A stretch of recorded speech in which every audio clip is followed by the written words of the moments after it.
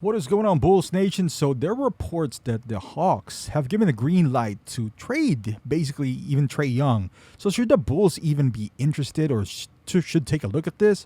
So we're going to talk about it right after this. Get the lowdown on one of the most iconic basketball teams in the world. You're listening to Chicago Bulls Nation. All right, Bulls Nation. So Trae Young, a very interesting player. And it's funny, we're going to talk about this right after he took off after this game. And it looks like they were going to be swept, but he was hot. He was hot against the Celtics, and they might even tie the series up. Make no mistake about it, I still think the Celtics would win the series, prompting the Hawks to really take a good look because they don't have any assets. They traded away, 3 first-rounders to get their point guard, DeJounte Murray, and they've been trying to trade Collins for a while now, and no one's really biting. So I mean, they still have Sadiq Young, Sadiq Bey, and Bogdanovich, but those are key pieces to your team. And how would they really improve, without trading one of their pieces? And their biggest asset basically is Trae Young.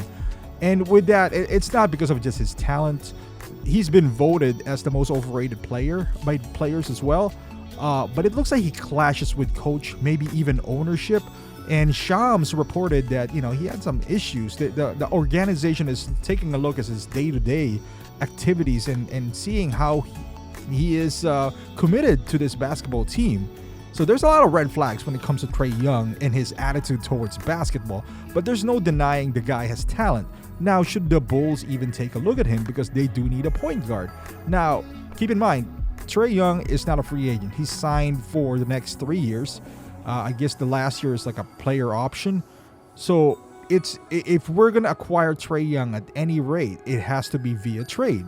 Now, we also don't have the assets to trade or picks to offer compensate the Hawks, because maybe the Hawks wanted to recoup all those 3 first-rounders that they sent out for Murray. But with that being said, maybe they wanted to be competitive because honestly, I think John Collins is a talented player. It's just that for whatever reason, from reports as well, he doesn't mesh well with Trae Young. Like their personalities just doesn't mesh well. So I guess the common denominator, and up until yesterday, his fit with DeJounte is questionable at best, right? You would think that a defensive-minded guard would free him up, but it doesn't. For whatever reason, if Murray's holding the ball, he's doing nothing really. He's standing in the corner, not cutting, not getting himself open. So I don't know if this is a long-term solution for the Hawks for them to step forward, but obviously doing that move, they're kind of all in on this team. With that being said, there's a lot of things that happened. So Trae Young happened and his attitude and all that stuff. So what would a package look like if the Bulls try to trade for Trae Young? Most likely, it's going to be a one-on-one between Trae and Zach LaVine. Let's be honest here. There's nothing that the Hawks would want in our roster, if we ever even call them, but Zach LaVine. Because if you put in Zach LaVine, he's going to be paired up with DeJounte, which is the Seattle boys. Looks like a good pairing. He's a natural shooting guard. I'm talking about Zach. He's a better defender. He's bigger. He's also more physical. He can drive to the hole. There's a lot of things that he can do. He can also shoot the 3 and plays a better defense than Trae. The positives for the Bulls if they acquire Trae Young is they filled the need, which is a point guard and shooting. 2 things that the Bulls severely need. And also, he's younger than Zach. And also, I would say his ceiling is a lot higher than Zach because he already shown in big moments that, he could be there. He could be a star in big moments. But at the same token, he could also be a liability because of his lack of defense and sometimes his attitudes. His lackadaisical attitude.